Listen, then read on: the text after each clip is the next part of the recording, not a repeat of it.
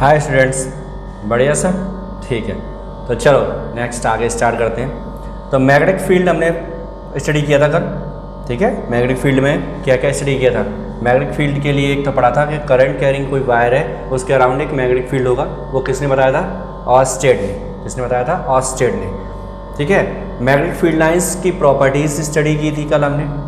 Magnetic field line की properties study की थी। और दूसरा एक राइट हैंड थंब रूल, जिससे हम क्या कैलकुलेट करते हैं? Direction of the magnetic field.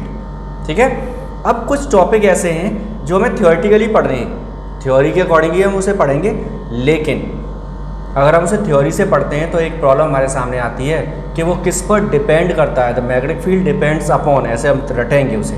उससे अच्छा ये हम एक फॉर्मूला लर्न करके चलेंगे। सिंपल सा प्रोसेस है, एक फॉर्मूला लर्न करेंगे, उसमें सब कुछ गिवन होगा। तो अगर हमें फॉर्मूला लर्न होगा तो हम सारा कुछ बता पाएंगे आराम से। ठीक है, तो हम फॉर्मूला लर्न करेंगे। सिलेबस में नहीं है फॉर्मूला, ध्यान रखना, सिलेबस में फॉर्मूला नहीं है। हम सिर्फ फॉर्मूला थ्योरी के बेसिस पर लर्न करना चाह रहे हैं। क्लियर? तो मैग्नेटिक फील्ड को पढ़ने के लिए हम सबसे पहले चलते हैं magnetic field. Magnetic field due to current carrying wire. Current carrying wire, और वायर भी कैसा? स्ट्रेट वायर है, स्ट्रेट वायर। एक हमारे पास वायर है, ये इसमें करंट फ्लो हो रहा है आई। ठीक है, करंट फ्लो हो रहा है आई, करंट इसमें फ्लो हो रहा है। अब इसके अराउंड मैग्नेटिक फील्ड होगा। इसके अराउंड क्या होगा? मैग्नेटिक फील्ड होगा। इसकी लेंथ कितनी है? इनडेफिनिट, कुछ भी हो सकती है, हमें नहीं पता कितनी लेंथ है इसकी। ठीक है, लेकिन इसके अराउंड क्या होगा? मैग्नेटिक फील्ड होगा। वो मैग्नेटिक फील्ड किस किस पर डिपेंड करेगा? The magnetic field will depend upon, किस किस पर डिपेंड करेगा? उसके लिए हम क्या करते हैं? एक सिंपल सा फॉर्मूला लर्न करते हैं। सपोज इस वायर से d डिस्टेंस पर एक पॉइंट P है, और इस पॉइंट P पर we have to calculate the magnetic field. Current कितना फ्लो हो रहा है? I। देन ये फॉर्मूला है B इज इक्वल टू, एक नया वर्ड आएगा, वो है म्यू नॉट। क्या बोलते हैं? Mu naught. Mu naught I upon 2πd।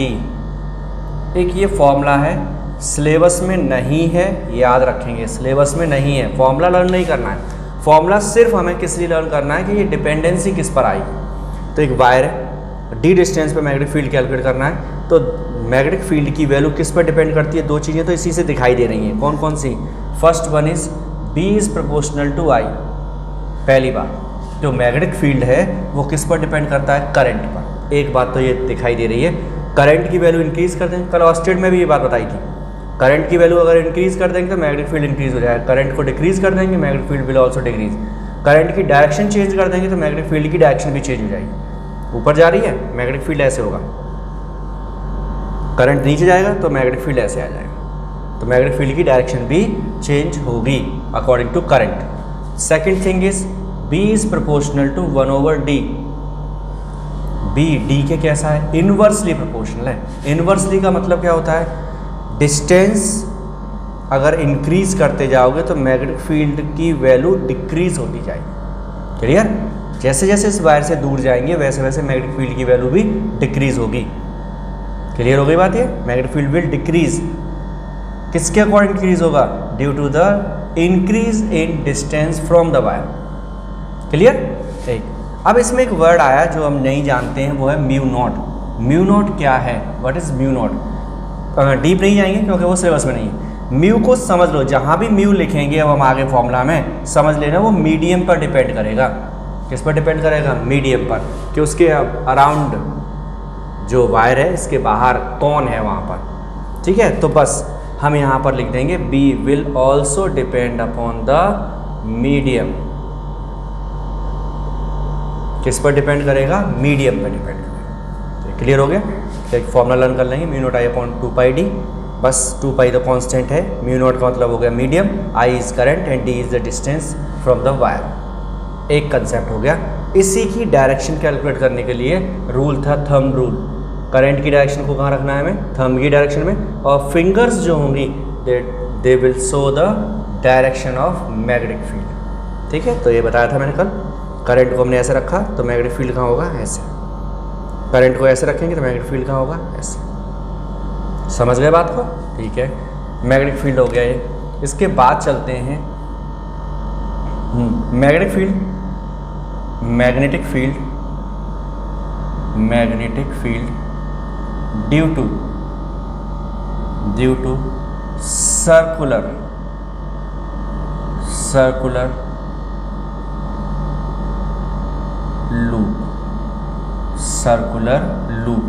Loop का सेंस क्या है, व्हाट इज लूप जहां भी वर्ड आए समझ लेना, लूप का मतलब होता है क्लोज्ड पाथ, मतलब कहीं से स्टार्ट किया पूरा का पूरा बंद करना है। ये सर्कुलर है तो सर्कुलर ऐसे होगा, ये हो गया। और करंट कैरिंग होगा, ये बात भी है, ये सब करंट कैरिंग ही है।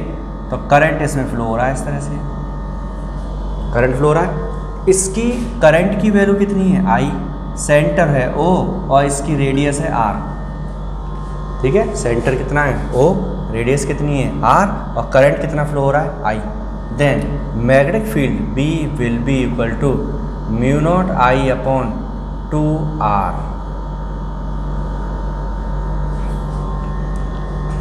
ठीक है, मैग्नेटिक फील्ड किस पर डिपेंड कर रहा है, इसमें भी B is proportional to I, B is proportional to 1/R and B will depend upon the medium also। किस पर डिपेंड करेगा, मीडियम पर भी डिपेंड करेगा, डिपेंडेंसी मीडियम की भी आ गई। क्लियर? तो B I के डायरेक्टली प्रोपोर्शनल है, यानी कि करंट की वैल्यू इंक्रीज करते जाओ, मैग्नेटिक फील्ड इंक्रीज होता जाएगा। B is proportional to 1/R, मतलब रेडियस, यही R है, रेडियस ये भी कहाँ पर है, एक और वर्ड लिख देता हूँ मैं, ये है सेंटर पर है, ये एट द सेंटर O पर। तो रेडियस जब इंक्रीज होती जाएगी तो बड़ा होता जाएगा, तो सेंटर पर जो मैग्नेटिक फील्ड होगा वो कैसा हो जाएगा, कम हो जाएगा। Magnetic field at the centre will reduce when the radius is high. Radius जितनी इंक्रीज करोगे उतना मैग्नेटिक फील्ड कम होता जाएगा। क्लियर है? और R और किस पर डिपेंड करता है, मीडियम पर। मीडियम की डिपेंडेंसी तो पुरानी चल रही है हमारी। क्लियर हो गया? तो सेंटर पर डिपेंड करेगा I और R के अकॉर्डिंग। इसका डायरेक्शन ऑफ मैग्नेटिक फील्ड क्या होगा, जैसे इसमें था मैग्नेटिक फील्ड की डायरेक्शन क्या थी, मैग्नेटिक फील्ड की डायरेक्शन ये थी, जैसे अगर हम सोचें तो ऐसे करके सर्कुलेट करता हुआ, वो मैंने कल बताया था, ये थंब यहाँ से फिंगर्स कहाँ जाएंगी, अंदर जाने के लिए क्या आएगा, क्रॉस, और यहाँ से आएगा डॉट, ये बाहर। मैग्नेटिक फील्ड इधर से अंदर और इधर से बाहर। यहाँ पर क्या होगा, देखो ये करंट है, करंट की डायरेक्शन में रखा तो ये कहाँ गया, अंदर का मतलब क्या आएगा, क्रॉस, और यहाँ पर क्या आएगा, डॉट। ऐसे इसके लिए सोच लो, इसके लिए भी यही होगा, थंब को रखा करंट की डायरेक्शन में, मैग्नेटिक फील्ड यहाँ पर अंदर मतलब क्रॉस, और जब हम ऐसे करके घुमाएंगे, पकड़ के लाएंगे तो ये बाहर आएगा हाथ निकल के यहाँ से, तो यहाँ पर क्या होगा, डॉट। डायरेक्शन पता लग गई? तो ये रिंग बन जाएंगी, ऐसे पूरे में रिंग बनेगी, मतलब यहाँ से अंदर और फिर बाहर, फिर अंदर फिर बाहर, अंदर बाहर, पूरे में रिंग बनेगी इसमें। ठीक है, तो ये कैसे दिखाई देगा हमें, एक रिंग सी दिखाई देंगी पूरे में से। मैग्नेटिक फील्ड की पता लग गई हमें। ठीक है, तो डायरेक्शन यही थंब रूल से निकाल सकते हैं। थंब रूल इसमें रिंग वाले प्रोसेस में उल्टा भी काम करता है। उल्टा मतलब अभी ये करंट की डायरेक्शन में रखा था हमने, इसे मैग्नेटिक फील्ड शो करते थे, उल्टा कर सकते हो अगर सर्कुलर है तो। फिंगर्स को करंट की डायरेक्शन में रखो, फिंगर्स कैसे जा रही हैं, ऐसे रखो, तो मैग्नेटिक फील्ड कहाँ है, अंदर, क्रॉस आ रहा है। फिंगर्स को ऐसे रखो, घुमाओ, ऐसे घूम रही है तो ऐसे घुमा रहे हैं, तो ये कहाँ जा रहा है, अंदर, क्रॉस अंदर जा रहा है। ठीक है, तो क्रॉस आगे अंदर जा रहा है, तो बाहर अपने आप ही आउटसाइड निकलता हुआ आएगा, बाहर डॉट आ जाएगा। समझ में आ गई बात? तो ये अंदर जा रहा है, क्लियर दिख रहा है ना, अंदर जा रहा है। ठीक है, क्रॉस हो गया, ऐसे पकड़ो। ठीक है, तो मैग्नेटिक फील्ड की बात हो गई। वैसे भी हम यहाँ से पोल भी बता सकते हैं, कौन सा पोल होगा। कल हमने पढ़ा था फील्ड लाइन कैसे जाती है, नॉर्थ पोल से निकलती है और साउथ पोल में एंटर करती है, पढ़ा था हमने। इसमें पोल कैसे पता लगाएंगे, इसमें पोल पता लगाने का प्रोसेस ये है कि जो करंट होगा उस करंट के अकॉर्डिंग हम क्या करेंगे, नॉर्थ और साउथ बताएंगे। जैसे ये डायरेक्शन है, एक ये बना लो, ये उल्टा हो गया, ये लो उल्टा कर दिया।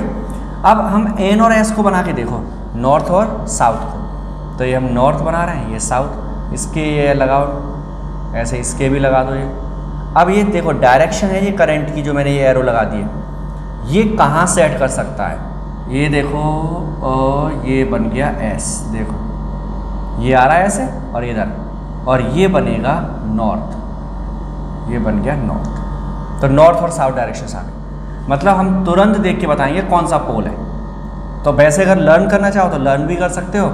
ये डायरेक्शन कैसी है, क्लॉकवाइज, कैसी है, क्लॉकवाइज। क्लॉकवाइज डायरेक्शन में क्या होगा, south. Anti clockwise, anti clockwise में क्या होगा, नॉर्थ। ठीक है, तो ये डायरेक्शन जो बोल रहा हूँ वो सुनना, ये फिगर उल्टा आएगा आपके सामने। ठीक है, तो ये नॉर्थ और साउथ बता सकते हैं हम आराम से।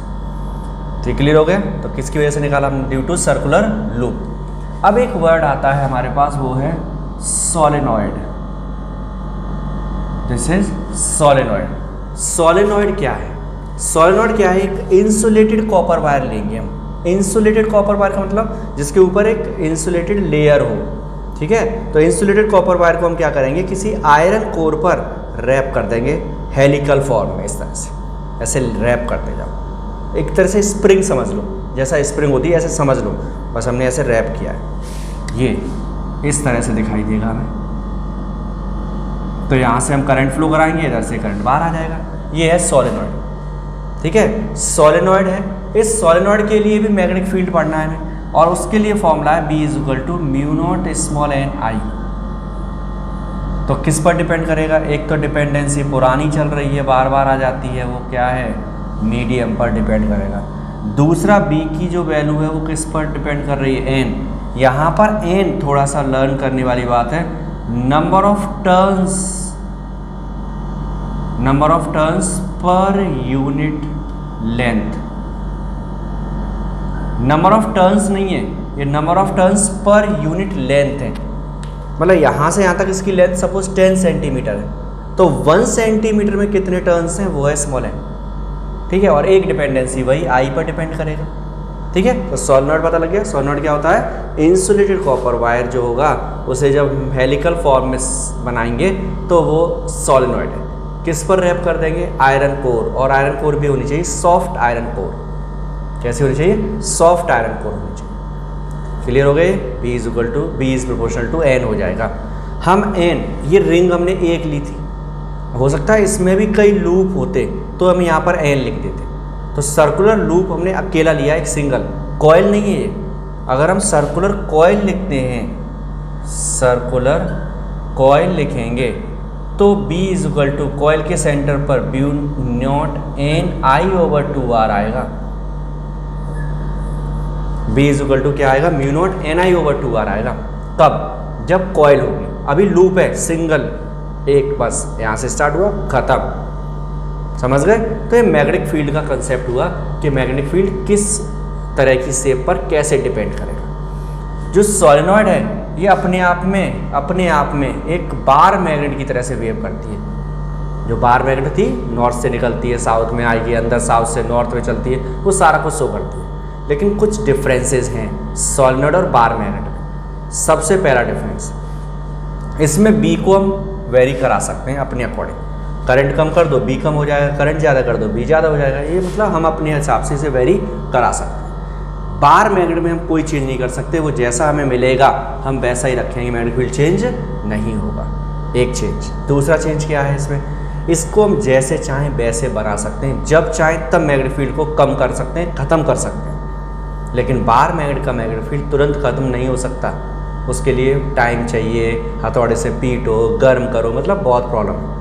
ठीक है, इतना आसानी से मैग्नेटिक फील्ड ख़त्म नहीं होगा बार मैग्नेट का, लेकिन इसका तुरंत ख़त्म कर सकते हैं। करंट ख़त्म करो, बंद, मैग्नेट है ही नहीं वो अब। ठीक है, इसकी इंटेंसिटी को हम कंट्रोल कर सकते हैं, जितनी इंटेंसिटी का चाहिए उतनी इंटेंसिटी का बना सकते हैं, जबकि बार मैग्नेट में ऐसा हमारे पास कोई भी फैसिलिटी नहीं है। इसे हम जिस शेप में चाहें उस शेप में बना सकते हैं, और वो हमें जैसी मिलेगी वैसी हमें यूज़ करनी पड़ेगी। ठीक है, तो कुछ डिफरेंसेस हैं वो हम लर्न कर लेंगे इसके। क्लियर, तो ये कंसेप्ट यहाँ तक कंप्लीट हुआ। इसके आगे जब हम चलेंगे तो हम पढ़ेंगे फोर्स, मैग्नेटिक फोर्स पढ़ना है। तो इतना क्लियर है। फॉर्मूला सिलेबस में नहीं है, कंसेप्ट है सिलेबस में हमारे में। वो बस कंसेप्ट को समझाने के लिए मैंने ये सब फॉर्मूला लिख दिए हैं। तो फॉर्मूला लर्न करना है, लेकिन एग्ज़ाम के पर्पज़ से नहीं, एग्ज़ाम के पर्पज़ से तो हमें ये लर्न करना है कि मैग्नेटिक फील्ड किस पर डिपेंड करता है और कैसे डिपेंड करता है। क्लियर? Okay, thank you.